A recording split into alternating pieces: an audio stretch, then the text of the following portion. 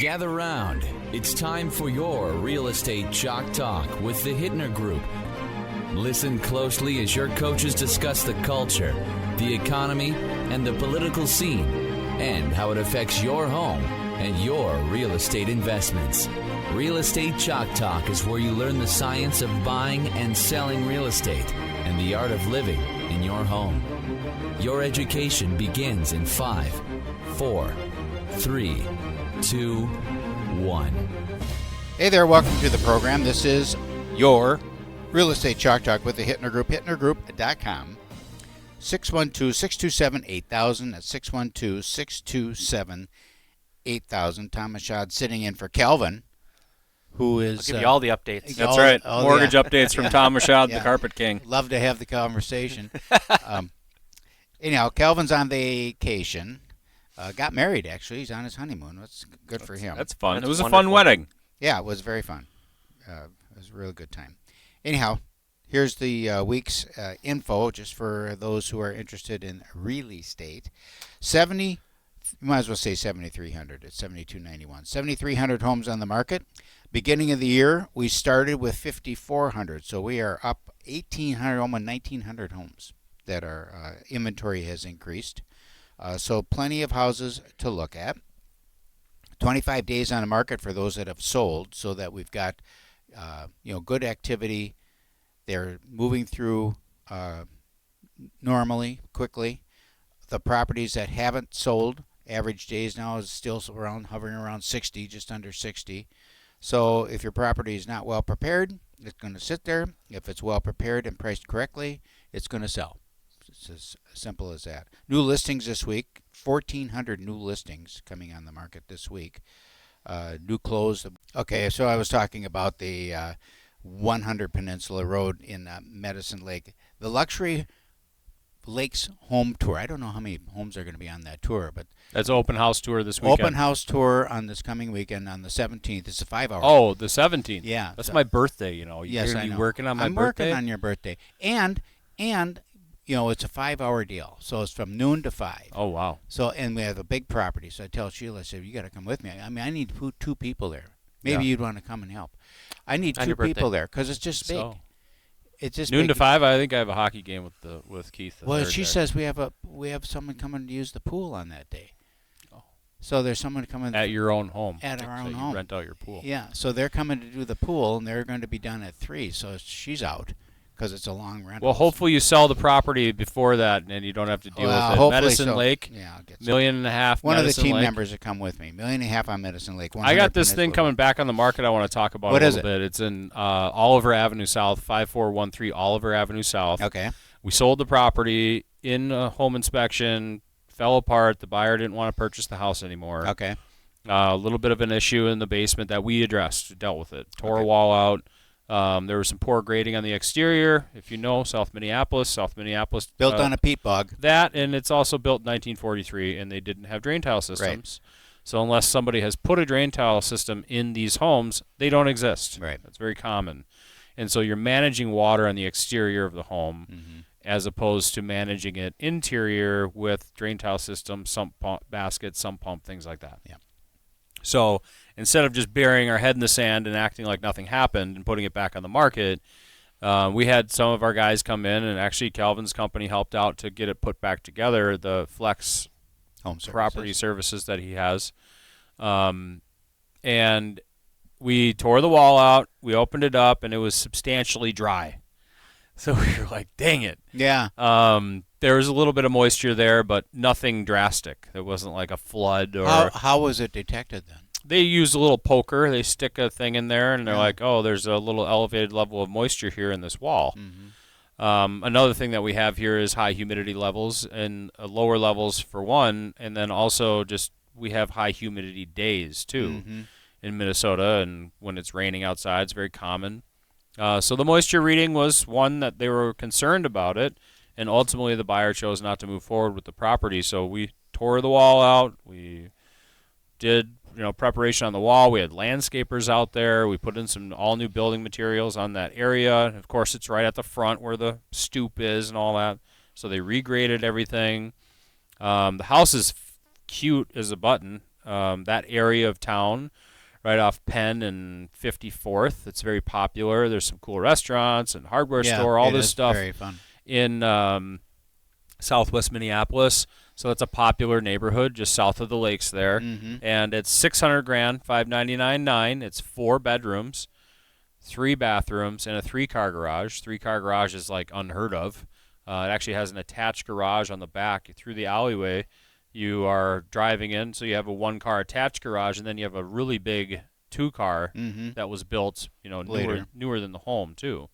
Nice deck on the back, fenced-in yard, and then updated. It's got a full master or owner's suite upstairs with the attached bath, separate tub and shower, dual vanity, all white and gray, and trendy. Nice. Yeah, it's very nice. And the kitchen too has been updated, stainless steel appliances, stainless hood vent, and the main bath the bath on the main level is improved. And then there's a 3-quarter shower bathroom in the lower level, finished lower level, with a little family room and the 4th bedroom down there. So I don't know, it's a great house. It sold right away before, and I'm assuming we'll sell it again. We took care of the issue and should be great moving forward. So we got a lot of stuff that's been coming on and off. Things are moving.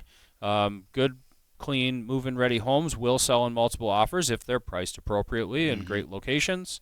And if you have a little hair on there, if we're trying to sell something that needs some work, it might sit a little bit depending on the price again. Depending on the price. So if you're looking to make a move, buy or sell in the Twin Cities area this spring and summer, give us a call, 612-627-8000. That number again is 612-627-8000. As always, you can log on to our website, hittnergroup.com, HITTNER group.com, and we'll be right back. Hey, welcome back. Thanks for sticking around. This is your Real Estate Chalk Talk with the Hittner Group, hittnergroup.com, 612-627-8000, 612-627-8000. Happy Mother's Day to all the moms out there. And we are here with Tom Michaud, TPM Flooring. I had a question. Yes. Last segment, we were talking about Keith Reno had a property in South Minneapolis that had a little moisture. And I'm thinking, what would be the best product to use in a basement, like in South Minnie, where you just do have that moisture all the time? It's like the floors, you got the water that kind of pushes up. Is there a carpet that's especially good for wicking, or is there a material down there that is good for wicking that would let that water transpire and so that it can be evaporated off? Do you try to trap it below the flooring to prevent it from coming up through? Build a little stage. Yeah. Why is it so short? Why is the ceiling so short? I've seen people do that. 100% too. You see these old South Minneapolis homes, and the concrete in the basement is like undulating a little bit, or busted up, and they patch it, and then they put a little floating floor down there. Yep, put a little floating floor down there. What would you say, Tom? Oh my goodness. So you would walk out of the house and be like, "No, I'm not doing that." I'd be like, "Let's fix the issue on the outside, put drain tile in, and let's do it the right way," is what I would say. Yeah. But the moisture thing, though, especially in a lot of places, like out in the burbs somewhere, like anywhere south, it's on a sand pit, right? So you just don't have that issue. But when you are, I'm serious when I say it was built on a peat bog. I mean, it is. You go down the South Minnie and you dig down, you got 8 feet of black dirt. I mean, it's just, you're going to get that.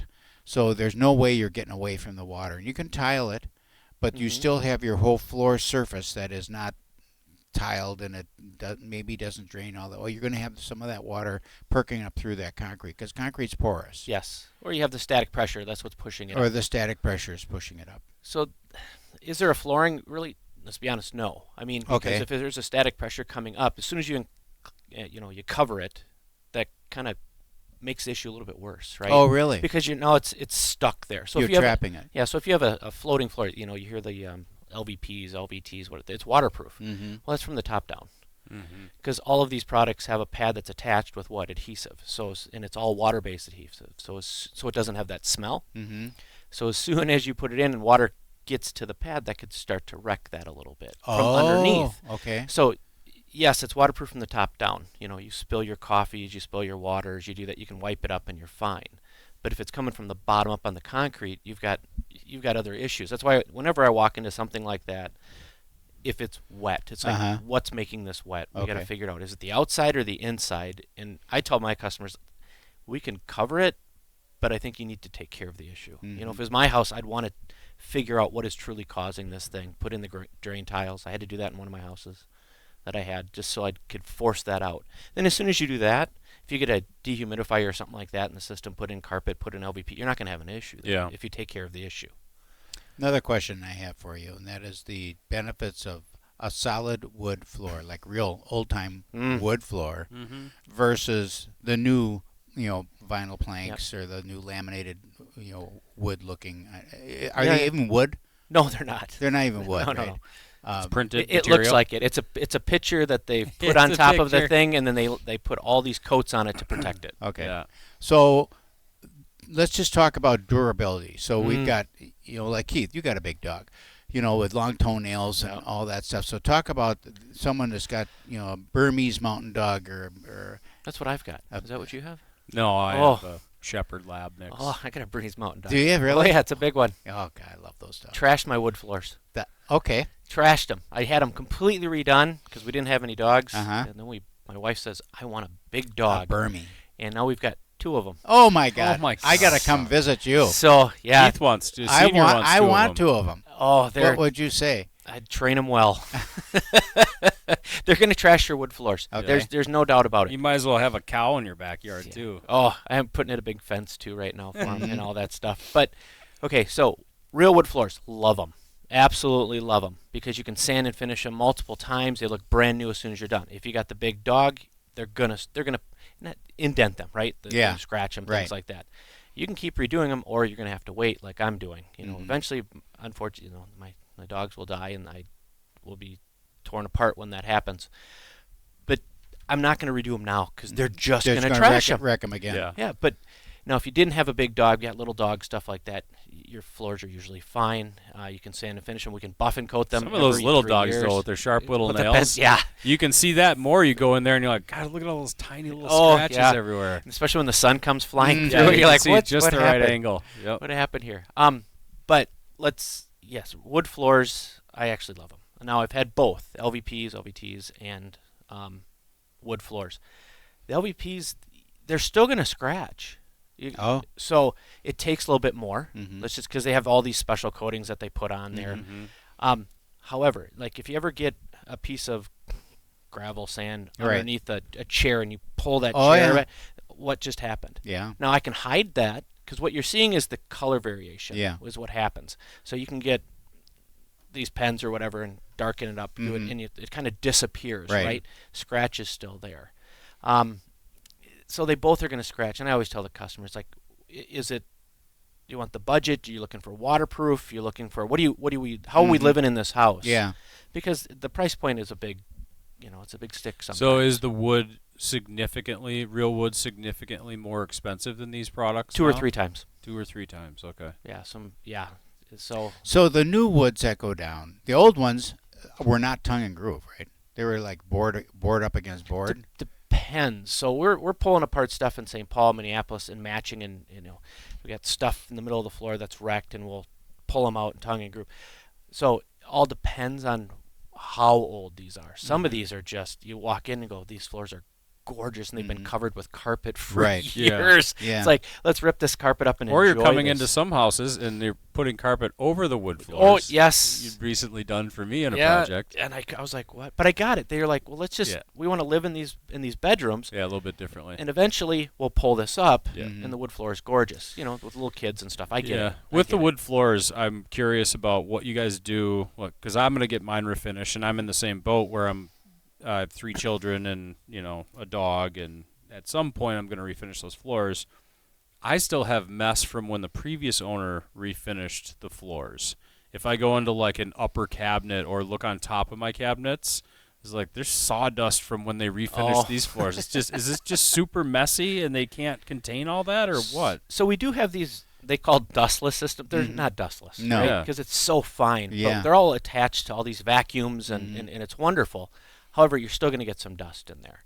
So I always tell people, let's clean out your stuff. You're going to have to clean this a few times. Change out your filters. And I always recommend to the customers, go get your duct system cleaned out after a big remodel in your house or something, because you got all that dust that's trapped inside, right? And then it's just going to circulate it around. That's what's going to happen. Yeah. So and I did that with ours just after we did all our stuff and then moved in. Before we moved in, and you can rent like a portable HEPA filter too, and put it in there and run that for a weekend there too. That helps. Run your fans, just constantly run. So on your big sanding machines, you guys have these vacuums that are just like going out to the truck or something, or where are they going? So they're inside is what they are. They've got all the special filters these days, and it's just like a vacuum, like kind of a contained unit. Yes, very much. Yeah, some are in the truck. It all depends on how we can get in there. Yeah. So sometimes it's so far away that we just can't. Yeah, I don't know. Is maple a soft wood or what? Yes, I've got maple. I mean, I drop a spoon on my floor, and it's like, damn. Mm-hmm. That's what I have in mine. It's so. Can you put a different finish on it so it hardens it up? They actually have these finishes you put on, then you put this UV on there, and they say it's supposed to be better, and it costs twice as much to do it. And I'm looking at the proof, going, okay, is it really working or not? I mean, is it harder? Sure, but is it going to stop from scratching? No. Yeah, because literally I'll drop a spoon, and I'm like, oh, there's a nick. Yeah. It doesn't take much at all on those floors. So I would recommend I would use an oil finish. It's going to stink like everything. However, when it finally dries, it dries well. Okay. Where the water stuff, it's the reason we do the water stuff these days is because of the smell. Mm-hmm. People want to get on their floors right. We're all in hurries. Yeah. Right. We want to live in the house, which is great. Every time I call you guys, when do you need that done? Well, it's a real estate deal. We need it done yesterday. I mean, when can you get it done? Well, that's it. Well, I always chuckle because it's like, when do you need this? And they're like, oh, we're putting it in the market in a month. Great. Yeah. We'll get it Granted, I dialed. know you've got 100 things in front of me that you need to do, but it's perfect. We'll figure this out. No, if someone says, I need it next week, I'm like, all right, well, your options of carpet are now. Yeah, they just narrowed. Here's what we can do for you. And that's okay too. Sometimes this is what we can do. Yeah, and it's decent carpet, but you can't. It's 6 colors to choose from. I'd rather put something in that's really gonna pop it and make it look well, and still the same inexpensive price. Well, we're talking carpet, wood floors. We'll get into more listing preparation stuff and whatever. Seniors always has just a ton of stuff to talk to you about. So why don't we hear your contact information straight from you, Tom? Okay, so phone number is 952-746-5157, or you can email us at tom@tpmflooring.com. Website's tpmflooring.com. Go there, check it out, and hit them up for all your flooring needs, tpmflooring.com. We'll be back with more with Mr. Michaud when we return. This is Real Estate Chalk Talk. We're going to head out to break here. 612-627-8000 is our phone number. 612-627-8000, or log on to our website, as always, hittnergroup.com. Hey, we're here with Tom Michaud on Your Real Estate Chalk Talk, hittnergroup.com, HITTNER group.com. TPM Flooring's conversations about floor coverings and other things. Do you guys still do countertops and all that stuff? No, you got to. No. Yeah. We did it because we were doing a lot of remods. Okay. Or investors were coming in. And they wanted one place to do it all, so we did all that. Yeah. Not your deal. No. Okay. No. I got a question about bamboo floors. Oh, jeez. You see, bamboo, you go all What's so geez? You're a fan or what? No, it's just hard. It comes and goes. Yeah. And, just like cork floors. Yeah. Yeah. Cork. Well, we want it. No, we don't. Yeah, sorry, we do. sorry to bug you. Sorry. All right. Bamboo floors. It's good wood. Very hard. Yeah, very hard. Is it durable? Yes. Okay. However, you get it wet. Just like a wood floor, it's worse than a normal wood floor. You get a Really? bamboo floor wet, it's gonna Soaks up. Oh yeah. Okay, so not good for a kitchen, not good for an put it entryway, in. not good for a half bath.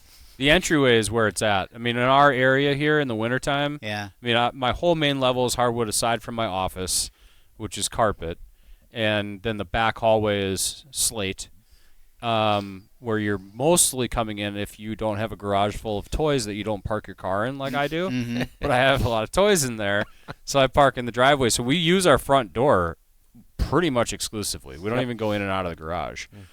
And in the wintertime, I just get wild about boots being off the rug and all this stuff. And it takes a toll. Yeah. Yes, it does. Real wood. I mean, it starts to, I say, so look at this here, kids. See? All right, so let's.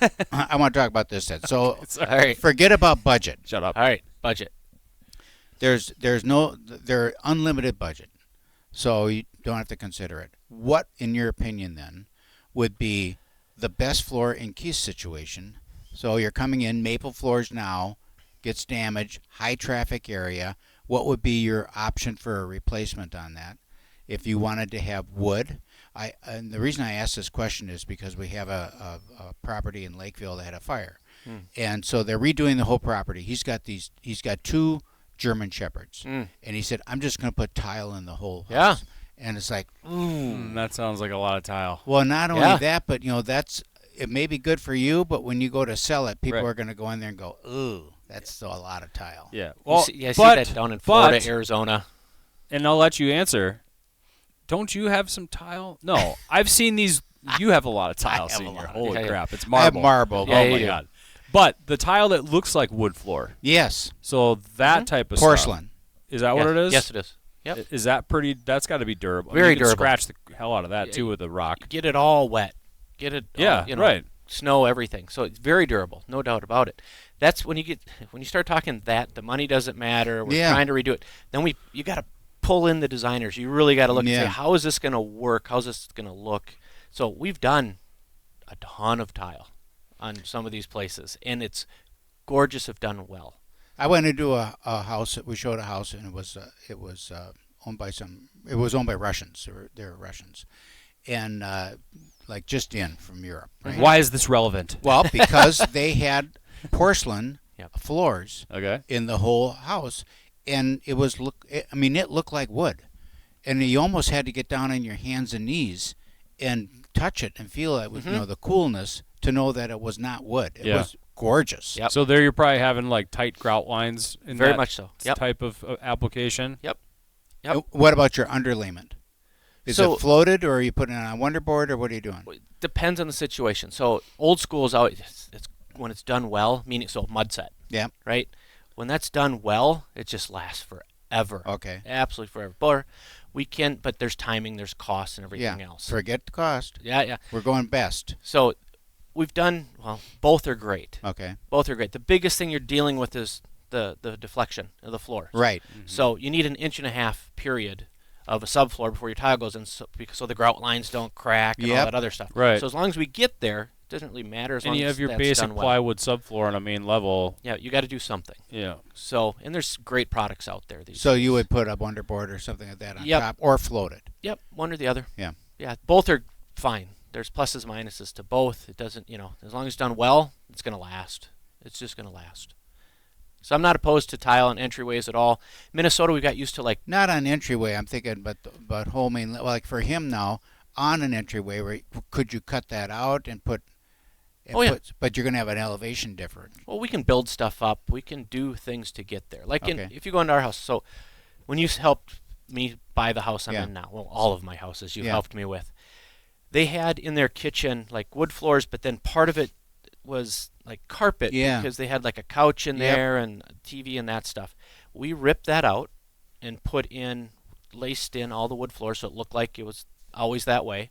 And then in the corner we had a fireplace. We put in a fireplace, a wood burning one, and we added tile, exact same height. Okay. We just built it up so when the finished height was right. Yep. Right. And we can do that. Yeah, because your wood floor, like your 3/4 inch wood floor or whatever, you pull that out of there, and then you're coming back in with tile and your underlayment and whatever that's going to be. Put a 1/4 inch underlayment on top of that. Well, wonderboard, Durock, whatever. Mm-hmm. Then just when the guys were thin setting, it went in a little bit thicker so we could get the right height. Okay. And we moved on.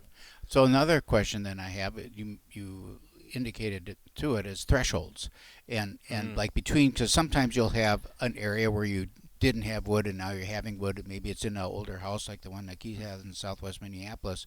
That's a period piece really. So you've got some specific. It isn't a modern wood. It's a narrower, whatever the wood is. How do you lace that in so it doesn't look like it was? Because I've gone sometimes and it's like their seam is 24 inches and it's like it's pretty obvious that this used to be a doorway. Mm-hmm. Right. Well, or they turn it the wrong way, right? Just to make it easy. Yeah. It takes the right guy. Let's just be completely honest with this, because we've taken out in the middle of the floors and put it in, laced in, sand and finished, and went. You can't tell. No. The issue where you find is from some of the older houses, you can't find you can find the wood, but it takes forever sometimes to and find. And where do you go wood. for that? Because we have reclaimed wood. Okay. We find reclaimed wood. We hang on to it. There's places out there that those are trade secrets Mm-hmm. where we can get this type of stuff, and then we try to get there. So over the years, you find the right people that have this. They'll hang on to it correctly, because it's not like it's thrown in a garage and it's the heat and the cold get to it. Ruins it. It's got to be stored the right way and stuff like that. But I love those old wood floors. Because we have one in Mac Groveland. You're going to come in here in a few weeks, and it's got a burn in the middle of that one of the floors. We'll take care of that. You said you could take care of that. Make it look like it was never there. Yeah, we'll add stain or do whatever we're going to need to do there. Mm-hmm. So on that one. Now, when you've got that situation, then, because you've got, well, if you're using period wood, it's the same, but you got differences in the woods, differences in the ages maybe of the woods. Now you sand it all. Do you have any problem with how it takes the stain? Where you yes. So yeah, because you got your variation in wood. How do you do that? Water pop it. Okay, what's that mean? It's just the technique to get that water to get it to open up. Okay. So it's not like we're dumping water on it, but there's a thing that we can do at water pop, just so, because even those old ones, everything just gets so tight. Yeah. And all that. So we water pop it so it opens up those cells. So when we add the stain, it sucks in, but then we have to pay attention that if it sucks in too much, we have to go back and make sure we fill in those gaps and things like that. So there's just different ways to make sure that the stain takes. Because when it doesn't. Tricks of the trade. Yeah, when it doesn't, because all of a sudden it looks streaky and what happened here. Yeah. And it's just, then you're resanding everything and going back in. So what it's coming down to, what I'm hearing is you've got some installer expertise that you have, because not everyone can do that. No. I mean, you can't just go to temp help and get somebody to say, okay, go water pop this floor. And what's a training cycle like on that when you have your, who works for you and where do they come from and how long have they been around, and kind of get a little background on that. Well, so for the longest time we had our own guys, okay, and then we finally went, well, what would be a better way to do this for everybody? Keep costs down, all of that. And so what we did is, and if you go out there, everybody's using subs, right? Mm-hmm. However, my subs were my employees.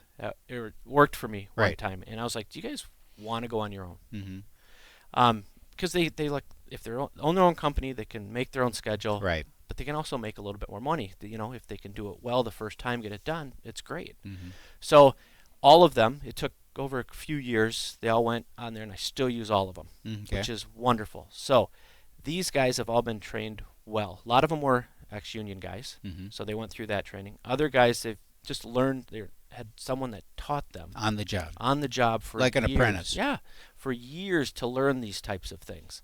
And the older guys that just knew how to do this aren't around anymore. They're just not. And to find a good installer, a good finisher, someone that can lace in wood floor, someone that can stretch in wool carpet, you can't just go to a box store and find these people. That's why they don't sell this type of flooring, because they can't install it. They just don't have the guys. Do you have people that you mentioned now that are maybe retired and out of it, we're out of time, but that you go back and say, consult with them and say, can you come in here and just kind of show these guys how to do this? Yeah, guy worked for me for 20 years from the very beginning, Jack. He's old school. How did you guys do this in the past? Needle and thread. He looked at me one time. I was like, all right, can you show my guys how to do it? Yeah. It was great. It was wonderful. Tom, thanks for coming in. We always love having you. Thanks for the help, too, on the listings, getting those prepared for us. For sale with some fresh carpet and flooring, contact tpmflooring.com. This is Real Estate Chalk Talk. We're going to head out to break here. We'll be right back with our final segment when we return. Hit us up, 612-627-8000.